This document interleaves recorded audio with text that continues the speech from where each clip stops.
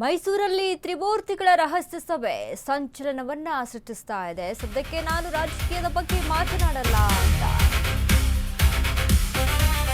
ಸಭೆ ಬಳಿಕ ಮಹದೇವಪ್ಪ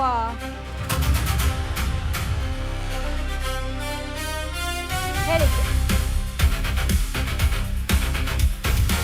ಎಲ್ಲಿ ತಪ್ಪಾಗಿದೆ ಎನ್ನುವ ಬಗ್ಗೆ ಚರ್ಚೆ ನಡೆಸಿದ್ದೇವೆ.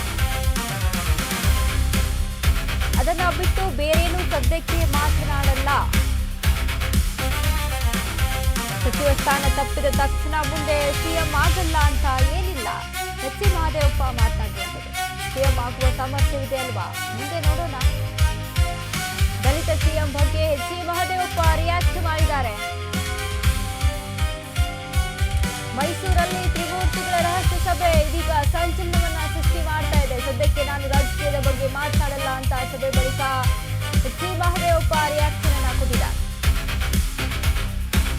ಸಿಎಂ ಆಗುವ ಸಾಮರ್ಥ್ಯ ಕೂಡ ಇದೆ ಅನ್ನುವಂತ ನಿಟ್ಟಿನಲ್ಲಿ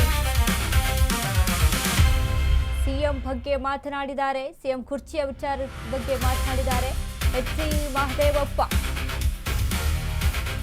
ದಲಿತ ಸಿಎಂ ಬಗ್ಗೆ ಮತ್ತೆ ಮಾತು ಕೇಳಿ ಬಂದಿದೆ. ಎಚ್ ಮಹದೇವಪ್ಪ ಹೇಳಿದ್ದಾರೆ,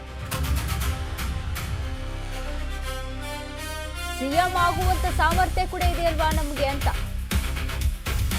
ಮತ್ತೆ ದಲಿತ ಸಿಎಂ ಕೂಗು. ಎಚ್ ಮಹದೇವಪ್ಪ ರಿಯಾಕ್ಟ್ ಮಾಡಿದ್ದಾರೆ ಈ ವಿಷಯಕ್ಕೆ ಸಂಬಂಧಪಟ್ಟಂತೆ.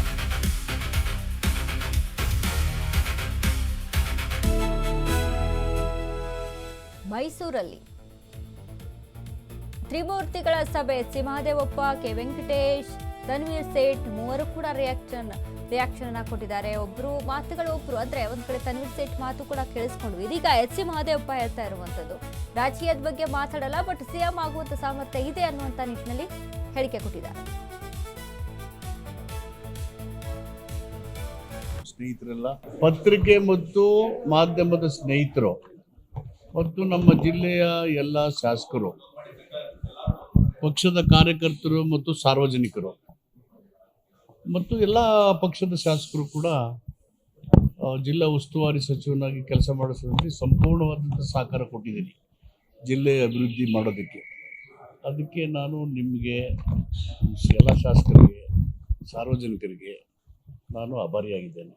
ಒಳ್ಳೆ ಆಡಳಿತ ಕೊಡೋದಕ್ಕೆ ಮತ್ತು ಕಾನೂನಿನ ಸುವ್ಯವಸ್ಥೆ ಕಾಪಾಡೋದಕ್ಕೆ, ಸಮುದಾಯಗಳಲ್ಲಿ ಸಾಮರಸ್ಯ ಮೂಡಿಸೋದಕ್ಕೆ, ಅಭಿವೃದ್ಧಿ ಮಾಡೋದಕ್ಕೆ. ಅಭಿವೃದ್ಧಿ ಮಾಡುವಂಥ ಕೆಲಸ ನೀವೆಲ್ಲ ನಮ್ಮ ಜೊತೆಯಲ್ಲಿ ನಮ್ಮ ಸ್ನೇಹಿತರೆಲ್ಲ ಖುದ್ದಾಗಿ ಎಲ್ಲೆಲ್ಲಿ ಅಭಿವೃದ್ಧಿ ಕರ್ಕೊಂಡೋಗಿ ನಿಮ್ಮೆಲ್ಲ ತೋರಿಸಿದ್ದೀನಿ. ಅದಕ್ಕೆ ನನಗೆ ಈ ಅಭಿವೃದ್ಧಿ ಕೆಲಸದಲ್ಲಿ ತೋರಿಸೋದಕ್ಕೆ ರಾಜ್ಯ ಸರ್ಕಾರ ಅವಕಾಶ ಮಾಡಿಕೊಡ್ತು ಪಕ್ಷ. ಅದಕ್ಕೆ ನಾನು ಆಭಾರಿಯಾಗಿದ್ದೇನೆ. ಅದನ್ನು ಹೊರತುಪಡಿಸುವ ಸದ್ಯಕ್ಕೆ ರಾಜಕೀಯವಾಗಿ ಏನು ಪ್ರತಿಕ್ರಿಯೆ ಇಲ್ಲ. ನಿಮಗೆಲ್ಲ ಧನ್ಯವಾದಗಳು. ಸಚಿವ ಸ್ಥಾನ ಇಲ್ಲ ಅಂತಷ್ಟೇ ಮುಖ್ಯಮಂತ್ರಿ ಆಗಲ್ಲ ಅಂತೇನಿಲ್ಲ. ಆ ಪ್ರತಿಭೆ ಇದೆಯಲ್ಲ, ಆ ಸಾಮರ್ಥ್ಯ ಇದೆಯಲ್ಲ, ಆ ವ್ಯಕ್ತಿತ್ವ ಇದೆಯಲ್ಲ, ಅದು ಗೊತ್ತಿಲ್ಲ ನನಗೆ. ಸದ್ಯಕ್ಕೆ ರಾಜಕೀಯವಾಗಿ